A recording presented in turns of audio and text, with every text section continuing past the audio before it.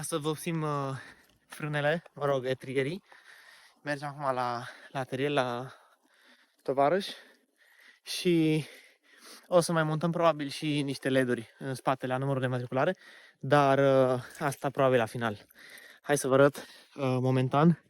Am vopsit deja acum câteva săptămâni aici în față. Sincer, nu mi-a plăcut cum a ieșit, s-ar putea să revin și la etrierii ăștia. Și acum o să ne ocupăm astăzi aici pe spate. Cred că o să ridic toată mașina, dau jos toate roțile și poate refac și fața. Hai să vă pun aici un cold start puternic și plecăm.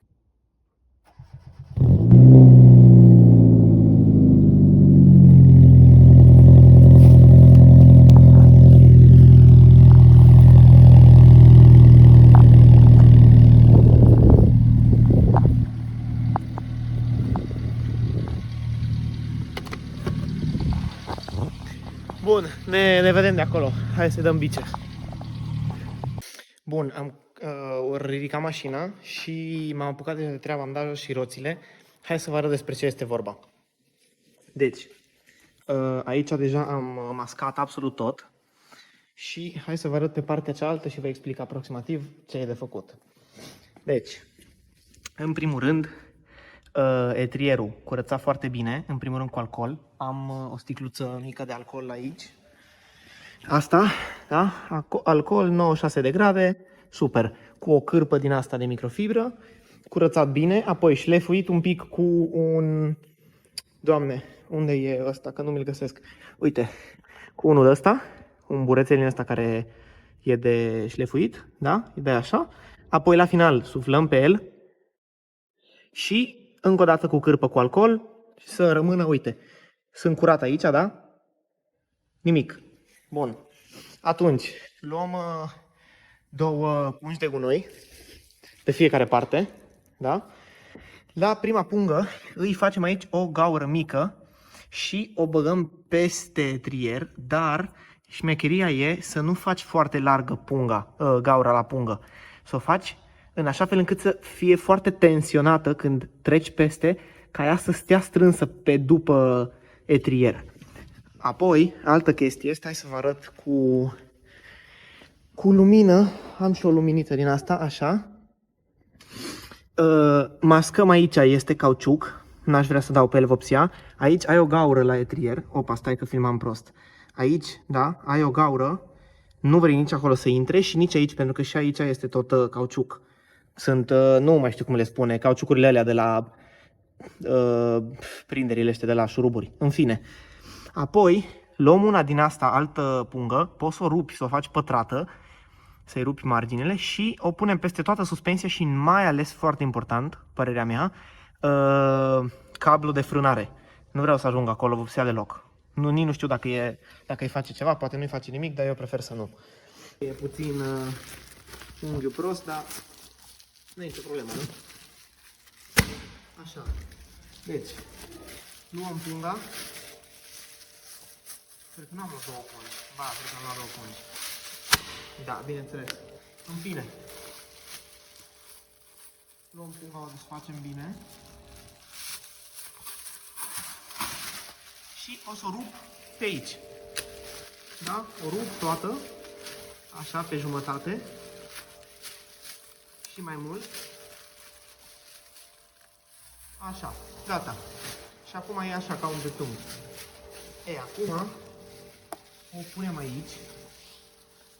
Până sus. Acolo, pe la arcul de suspensie. Așa. Eventual, hai să coborăm o spirală, că n-ajunge vopsea chiar până sus. Luăm niște masking tape din asta, da?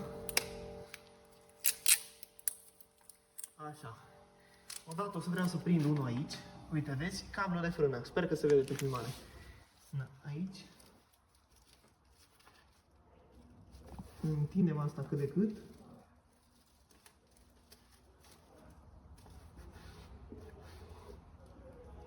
Sper să țină. Hai că mai pun acolo tot una, că am emoții că nu o să țină. Așa.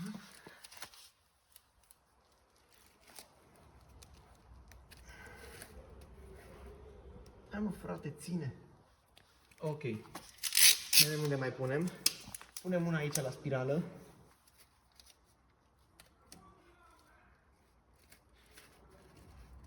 Nu prea contează astea cum le pui, pentru că oricum, în principiu asta n-ar trebui să fugă de aici. Deci, câtă vreme, e mai mult pus așa, de siguranță, dar nici nu prea are nevoie de cine știe câte puncte de prindere. Și oricum masking tape-ul ăsta nu ține foarte tare de... Nu lipește foarte tare, deci s-ar putea chiar să pun cam degeaba. Da, eu o pun pentru că doar îl am ăsta aici, așa că ce mai contează. Bun. Și cam ăsta e rezultatul momentan. Și acum putem să scoatem altirelerea grea, adică primerul. Hai să vedem aici. Bun. Uite, avem aici așa două cartonașe. Bun, și avem aici ăsta, Aparejo Blanco, e primerul alb. E alb, apropo. Și ne punem să-l agităm un pic înainte.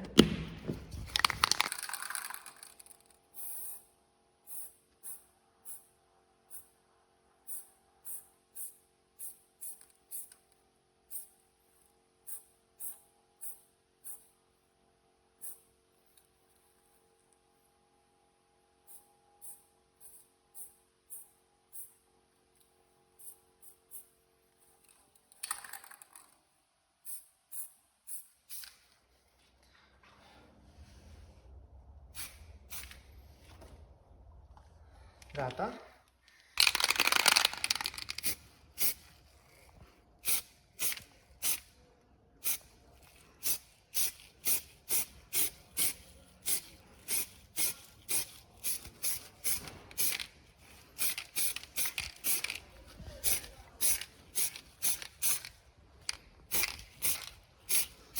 Gata.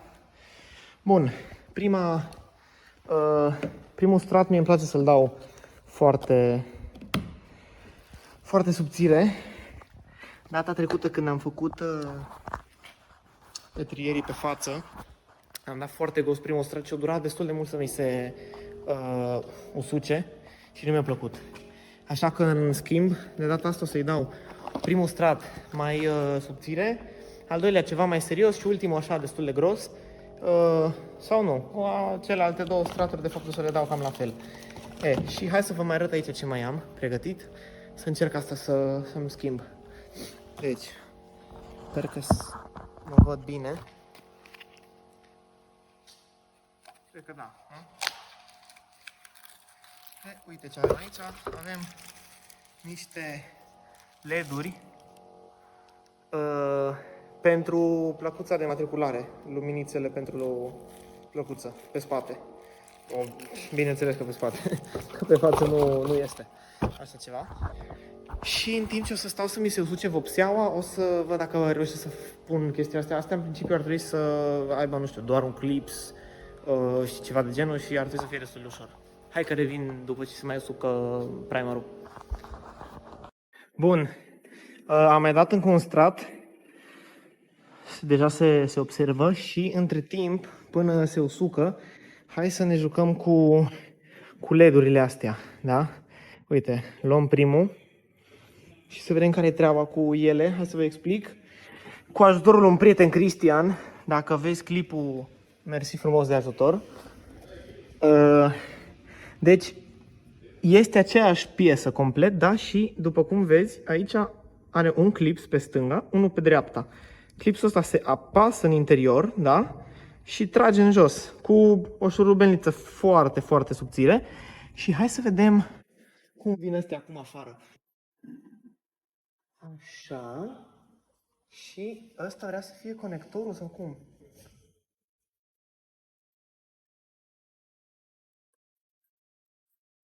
Și o ieșit afară de tot, cu beculeț. Ei, și să vedem acum becul cum îl scoatem de aici, că eu becul ăsta nu mi-l mai doresc. Vedem, asta este doar compartimentul cum ar veni. Ei, eu vreau să-i pun becul ăsta. Nu. Bun. Update, doar tragi tare de bec, încerci să nu-l spargi și iese din lăcaș, da? Atunci, hai să vedem ce facem cu el acum. Ăsta, în principiu, asta s-ar conecta undeva, dar nu prea îmi dau seama unde. Ok, ăsta o cam intrat, dar îmi rămâne aici un conector ciudat pe din afară. Hai să vedem dacă lumina asta se aprinde.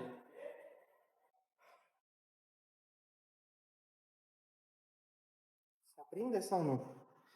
Da, se aprinde. Cam ciudat că încă mai e un conector aici, dar nu știu ce e cu el. Aparent, conectorul ăsta, fiind lumina pentru mai multe, nu e nevoie de el neapărat.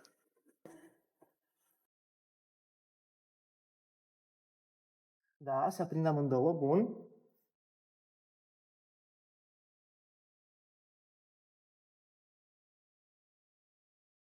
Și să vedem cum îl montăm.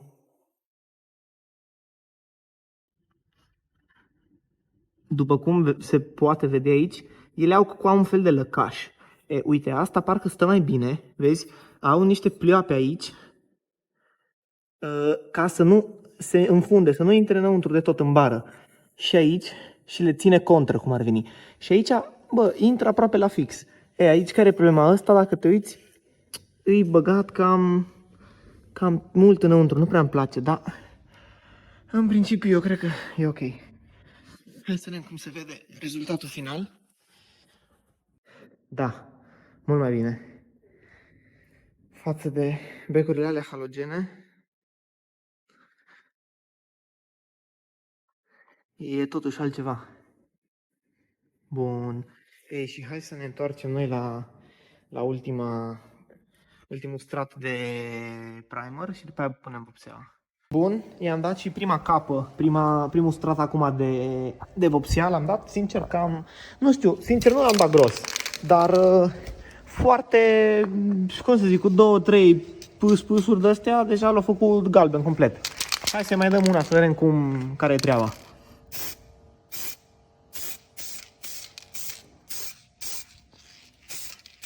Hai să schimb și eu un pic mâna. Ajung de aici, din partea asta.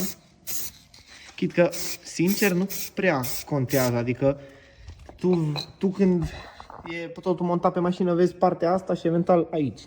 Ce mai contează, sincer, în partea de acolo. Așa. Și hai să revenim și dincoace. Și aici, bineînțeles că i-am dat deja.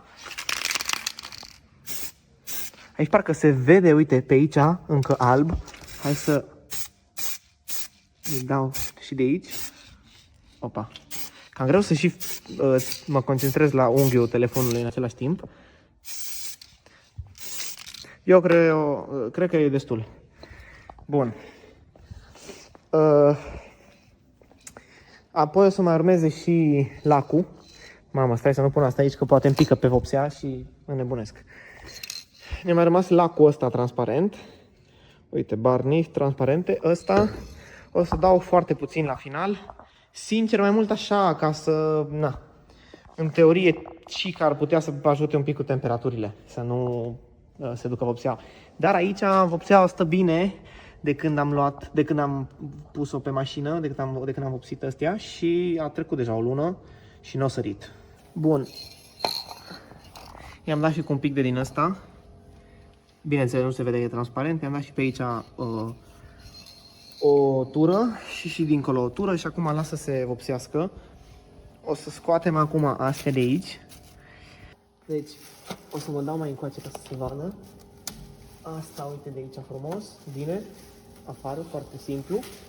Și aici un pic totuși de grijă pentru că n-am stat să se usuce, că nu mai am răbdare. Uite, venim pe sub.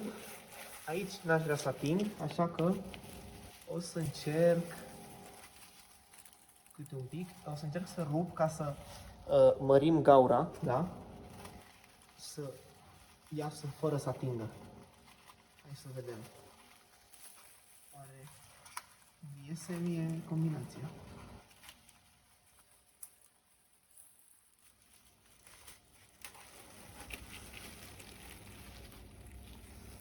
Așa.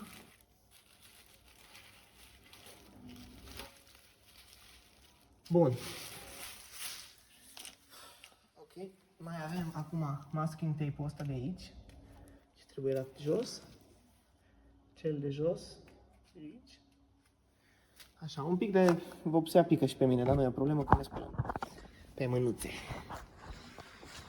Și ăsta este rezultatul. Bineînțeles, trebuie să mai scot și asta de aici, de fapt. Ia, stai așa să vedem dacă iese. Super.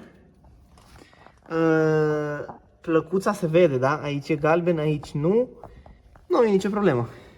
Plăcuța oricum o să o schimb la început de anul nou. Așa, și hai să vedem dincolo. Dincolo deja am dat jos tot. Uite cum putem vedea și aici. Și uite, așa se vede. Din nou trebuie să dau jos asta de aici. În principiu vine ușor afară. Bravo. Așa. Și ăsta este rezultatul final. Aici, după cum se vede, un pic o atins cauciucul, dar doar pe exterior. Nu cred să fie o problemă. Aici doar un pic pe interior. Sigur, astea sunt chestii ce se pot remedia cu a petrece mai mult timp la mascat. Aici, din păcate, mi-a ajuns un pic de vopsea. Din nou, e o bară care nu o deranjează cu absolut nimic, un pic de overspray, dar așa, uite, vă faceți o idee care e treaba cu mascatul și de ce ar trebui să se mascheze un pic mai bine înainte să vopsim. Tot ăsta este gunoi. Acum, eu o să mă pun să pun roțile, n-are sens să vă mai arăt treaba asta. Le curăț tot și revin cu rezultatul final să vedem cum se vede mașina cu totul vopsit. O să dau repede jos roțile pe față, nu mai stau să filmez că vreau să ajung acasă. Să și curăț un pic frânele pe față ca să se vadă frumos și față și spate, să ne facem o idee. Și revin. Bun, este o nouă zi, e a doua zi. Haideți să vă arăt și cum se văd acum etrierii, care este rezultatul final. Deci, aici, ia stai așa să dau puțin zoom. Sincer, sunt 90% mulțumit de cum au ieșit în partea asta. Vezi, se pot observa mici, în fine, și pe aici, mici locuri în care nu a ajuns vopseaua. Asta este pentru că, bineînțeles, o stau mașina parcată peste noapte. Și pe față, bine, și pe față bine. Ținând cont de faptul că n-am mai vopsit în viața mea, adică primul lucru pe care l-am vopsit efectiv au fost, cred că, etrierii ăștia. Știam doar așa cât de cât mare cum se face, gen teoria, dar în practică cam puțin. Și haideți că o să vă las și cu un POV drive. O să încerc acum să fac unul, că mi-a luat o prostioară de aia de pus pe cap. Așa că haideți să vedem cum iese videoclipul.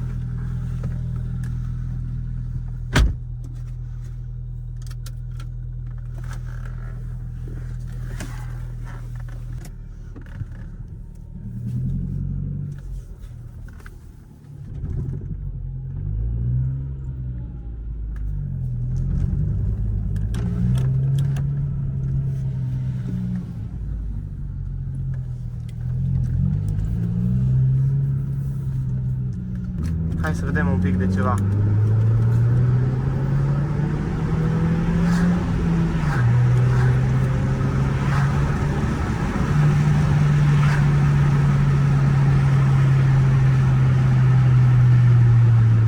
Du-te față, du-te față. Na, țeapă. N-ai nimic. Îl lăsăm să se ducă puțin. Mamă, frate, nu văd nimic. E incredibil.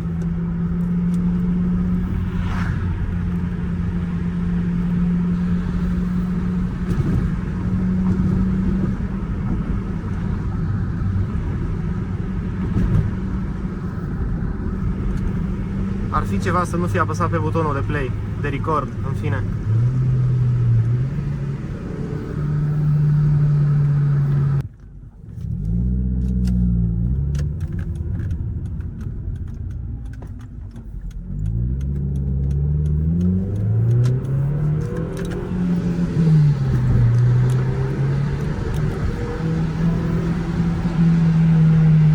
Uitasem de geam inițial.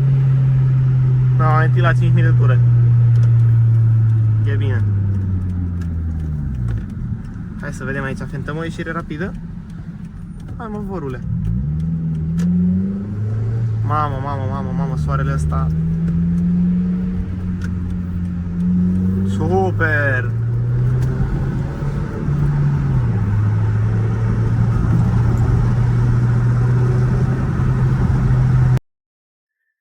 Ei, și cam atât. Sper că v-a plăcut POV Drive-ul și ne vedem cu următorul clip.